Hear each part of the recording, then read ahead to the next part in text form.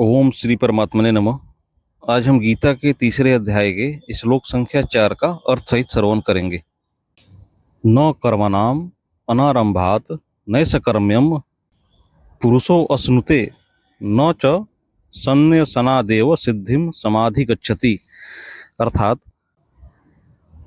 मनुष्य न तो कर्मों का आरंभ किए बिना निष्कर्मता का अनुभव करता है और न कर्मों के त्याग मात्र से सिद्धि को ही प्राप्त होता है। व्याख्या।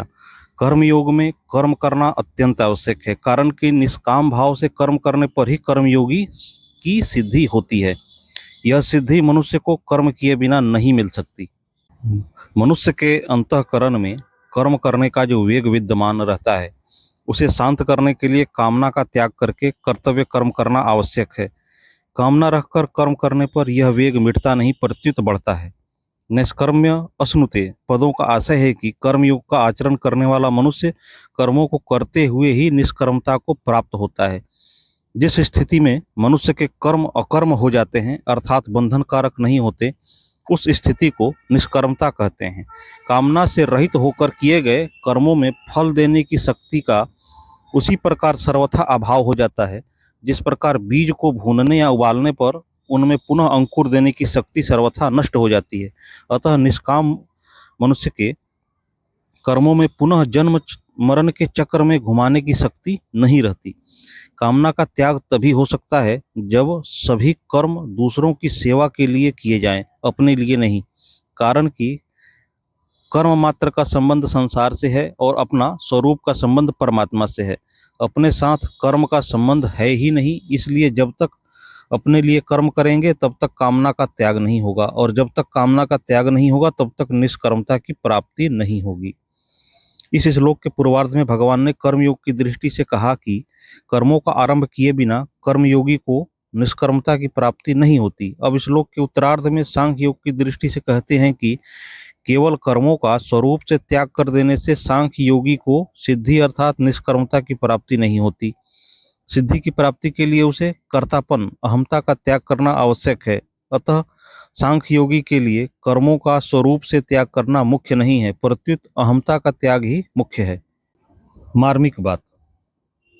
प्रायः सभी साधकों के अनुभव की बात है कि कल्याण की उत्कट अभिलाषा जागृत होते ही कर्म, पदार्थ और व्यक्ति परिवार से उनकी अरुचि होने लगती है, परंतु वास्तव में देह के साथ घनिष्ठ संबंध होने से यह आराम विश्राम की इच्छा ही है जो साधक की उन्नति में बाधक है। साधकों के मन में ऐसा भाव रहता है कि कर्म, पदार्थ और व्यक्ति का स्वरूप से त्याग करने पर ही हम परमार्थ में आगे बढ़ सकते हैं, परंतु वास्तव में इसका स्वरूप से त्याग न करके इनमें आसक्ति का त्याग करना ही आवश्यक है। सांख्य योग में उत्कट वैराग्य के बिना आसक्ति का त्याग करना कठिन होता है, परंतु कर्म योग में वैराग्य की कमी होने पर भी केवल दूसरों के लिए कर्म करने से आसक्ति का त्याग सुगमता पूर्वक हो जाता है।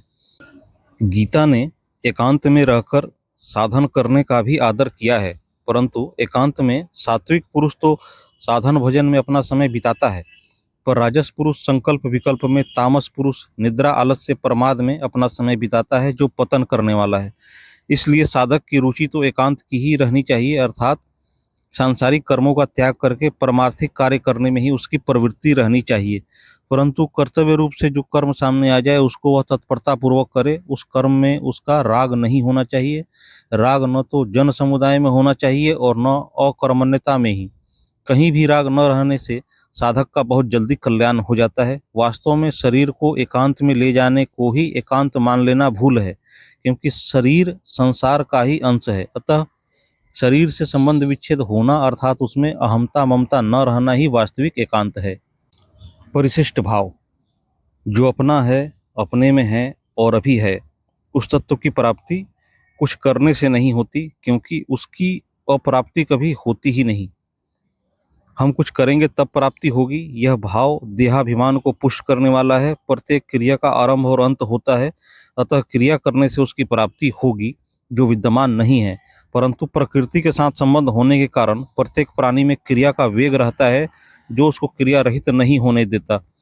क्रिया का वेग शांत करने के लिए यह आवश्यक है कि जो नहीं करना चाहिए उसको न करें, और जो करना चाहिए उसको निर्मम तथा निष्काम होकर करें।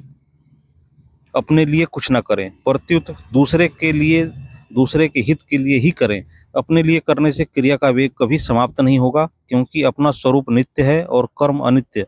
अतः निष्काम भाव से दूसरों के हित के लिए कर्म करने से क्रिया का वेग शांत होकर प्रकृति से संबंध विच्छेद हो जाएगा और सब देश काल आदि में विद्यमान परमात्म तत्व प्रकट हो जाएगा। नारायण नारायण नारायण। अगली वीडियो में हम गीता के क्रमशः श्लोकों का अर्थ सहित श्रवण करेंगे।